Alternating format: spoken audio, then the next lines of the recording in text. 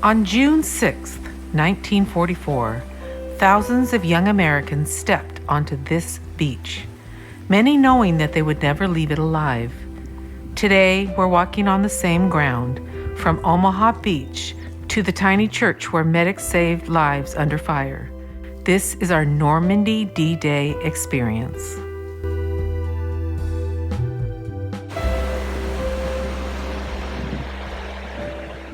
Good morning from Bayeux, France, where today we're going to be going on an adventure to visit Normandy. Mm-hmm. Yeah, we booked a tour. I think it's called the Normandy American Experience.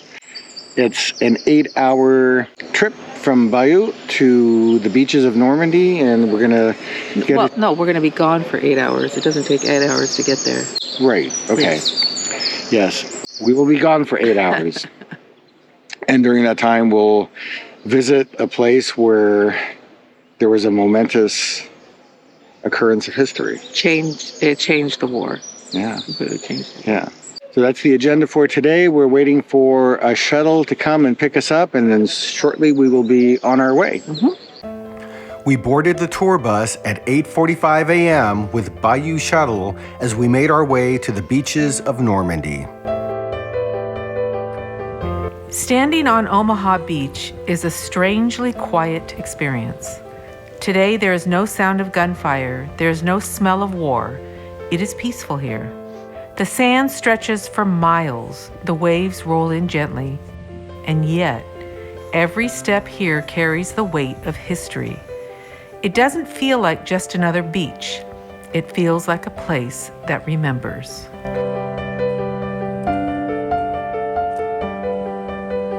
Okay, this is Omaha Beach, where the Americans landed in 1944, in June, on D-Day. And it goes from those cliffs that kind of come out on that side all the way to not the end of that cliff, but just like before it, there's a pier. That's all Omaha Beach. And the story is bloody bad. On the morning of June 6, 1944, D-Day, nearly 34,000 American soldiers landed here at Omaha Beach. They faced steep bluffs, concrete bunkers, machine gun fire, and heavy artillery. Many never made it past the shoreline. Some never even made it out of the water. Yet by the end of the day, these soldiers had secured a foothold that helped change the course of World War II and the future of Europe. We were told by our tour guide that this beach area here at Omaha has the second largest tide in the world next to the one that is in Halifax in Canada. I believe he said that the difference between high tide and low tide here is 400 yards. I may have to look that up to double check, but in any event, one of the biggest changes in tides, and it did make a difference in terms of the decisions during the war, when to land here, high tide versus low tide, etc. Just above Omaha Beach sits the Normandy American Cemetery, where over 9,000 American service members are buried. Each white cross and Star of David represents a life, a family, a future that never came. Many of these men were only 18 or 19 years old. Walking among these rows is overwhelming, not because of the numbers, but because of the silence. This is where the cost of freedom becomes real. We're at the American Cemetery at Normandy. This is, I think, the Omaha Beach-related cemetery. This wall behind me has names that I believe it's as of 1956 are men who died here, mostly men who died here, and were missing in action. Their bodies were not found. What's interesting is after the names were inscribed here, will show you there's several of the names. There's 37 names as of today that have these little bronze medallions next to them that indicate that since the wall was established, the bodies have been found. And we were told that in the last, since like 2007 roughly or so, there's been 20 additional bodies found. We were told about one serviceman, John Simonetti, I believe was his name, that in 2007, his body was found, a skeleton buried under a town hall, and he was identified because the dog tag was on the skeleton. So they're still finding the identities of some of the dead in recent times. The statue behind me at the cemetery is a symbol of the spirit of youth rising up from the sea. It faces west, representing looking back to the United States. At the cemetery also, all of the crosses face west, facing towards the United States. Inside the cemetery chapel, there's a quiet reverence. In this small space, the memories of sacrifice, service, and hope come together. It's a solemn place to offer a prayer for peace, for remembrance, and for gratitude.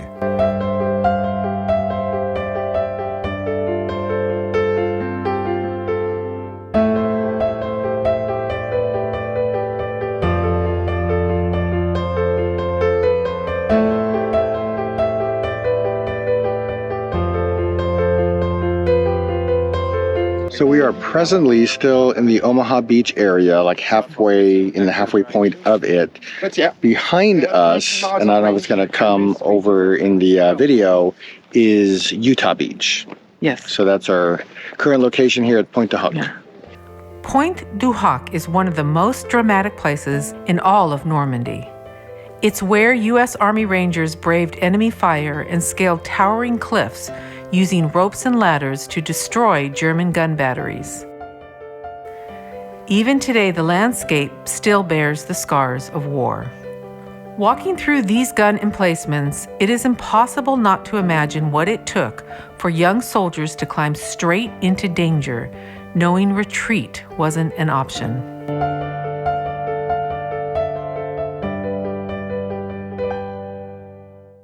So just exited one of the bunkers here in the Omaha Beach area, and I'm not sure if this is right or not, but my understanding from the tour guide is on D-Day, several of these bunkers were actually set as decoys. So the expectation was that they were going to find ammunition and or guns in the bunkers, and they went to one, it was empty, went to another, it was empty, went to a third, it was empty. It was interesting to go down there and just have the experience of being inside the bunker with a small opening down there where somebody could have a view of activity on the water. So here at Pointe du Hoc, there is a large cement boulders that I wondered why they were just kind of in the middle of nothing. But what happened is the Americans found ammunitions, and there was enough ammunitions that they didn't want the Germans to get, that they blew it up. And it was enough that the soldiers at Omaha Beach actually felt the earth shake. Yeah, it felt like an earthquake, it was described. Yep. Yeah. And that happened right there, over here. Yep. On our way back to the bus, we took some time to read the information plaques that tell the story of the historic events at this location.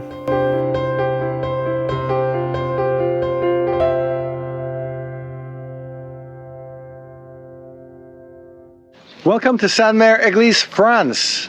The first town liberated by the Americans on June 6, 1944. At 4:30 in the morning. Yeah. We're going to spend the afternoon here and show you a few things. All right, so our tour has stopped for lunch in Sainte-Mère-Église. And we have just over an hour and a half to grab a bite to eat at a restaurant of our choice. Mm-hmm. We're going to pick something here. Uh-huh. There's an Airborne museum that we're going to visit while we're in this small city. Mm-hmm. So that's coming up now. All right, so we are stopping in a creperie in Sainte-Mère-Église. We have two galettes selected at this creperie in Sainte-Mère-Église. One is called Geronimo, and it's going to have emmental cheese, grilled zucchini, fresh goat cheese, homemade pesto, and cashew nuts.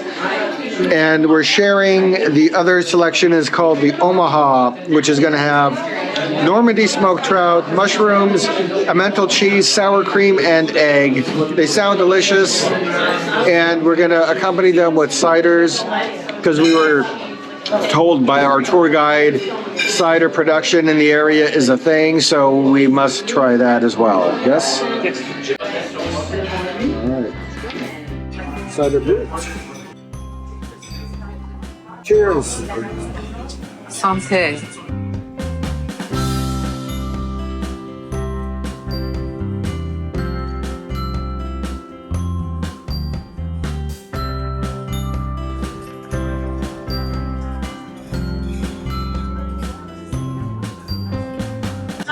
Eating with all kinds of herbs. And then there's cheese inside of it.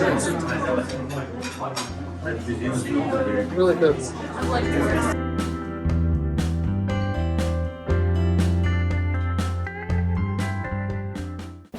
After lunch, we visited the Airborne Museum in Sainte-Mère-Église. This town was one of the first liberated in France, thanks to American paratroopers who dropped into the area before the beach landings. Inside the museum, exhibits bring those chaotic nighttime drops to life, when soldiers landed in fields, rooftops, and enemy positions scattered far from where they were supposed to be. The experience inside the Operation Neptune building is multisensory. You're taken through the nighttime embarkation of a C-47 aircraft in England, then drop into the square of Sainte-Mère-Église in the midst of the fighting and take part in the operations that followed. The grounds have 5 pavilions. It's a great place to spend an afternoon if you're interested in military history.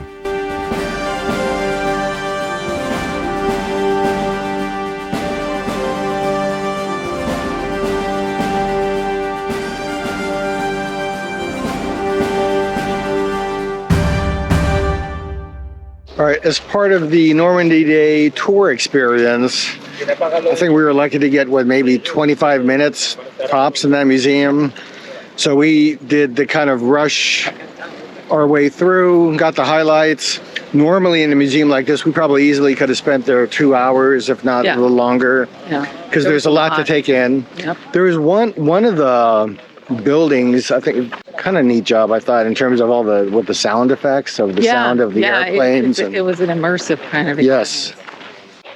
So there's a square just outside of the museum where stands a church, and we are going to go check it out.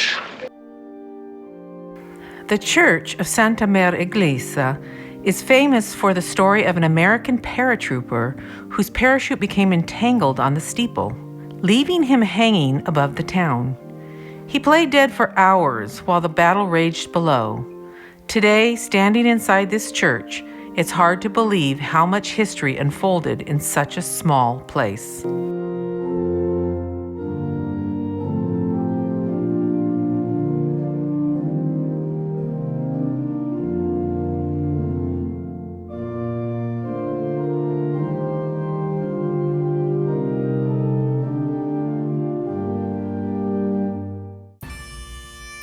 In the afternoon, we were back on our tour bus, this time on our way to Utah Beach.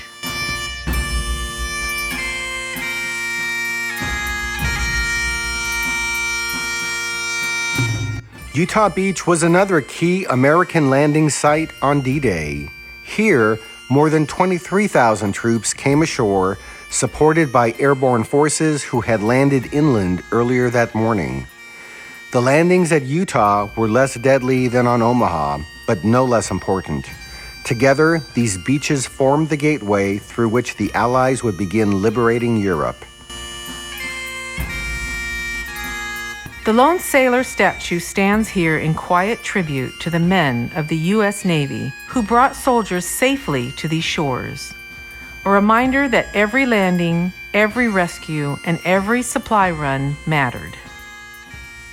So the tide here, I'm going to show you in a second. I'll turn the camera around. You can see where it's wet. That's where high tide was this morning. And low tide would have been, there's a yellow buoy way out there. So that's the distance that the tide moves here. Yeah. In Normandy at Utah Beach. I think again roughly 400 yards-ish or so. Yeah, I think when we were at Omaha, he kind of said the same. Yeah. High tide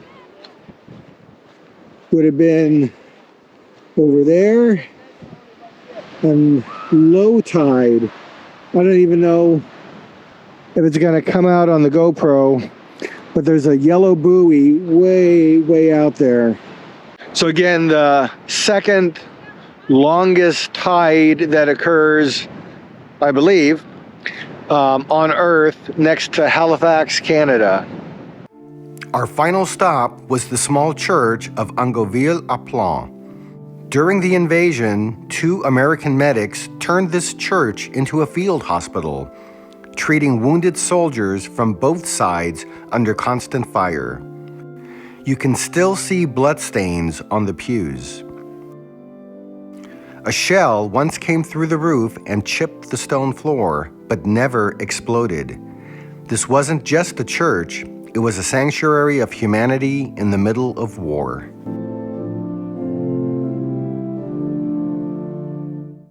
Walking the sites in Normandy is not about reliving the war.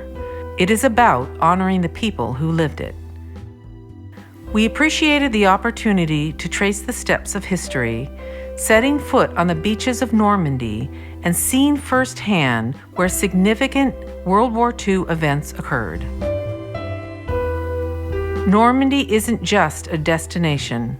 It's a reminder of what courage, sacrifice, and hope can accomplish. We didn't just visit history today, we walked through it.